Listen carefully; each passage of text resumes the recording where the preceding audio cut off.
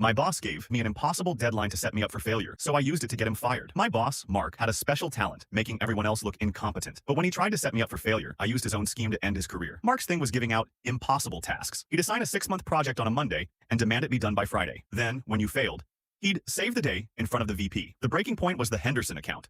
It was our biggest client, and Mark needed a win. He dumped the entire unorganized project on my desk and told me I had 48 hours to finalize the presentation, or I was out. I knew he was watching my every move, so I played the part of the stressed-out loser.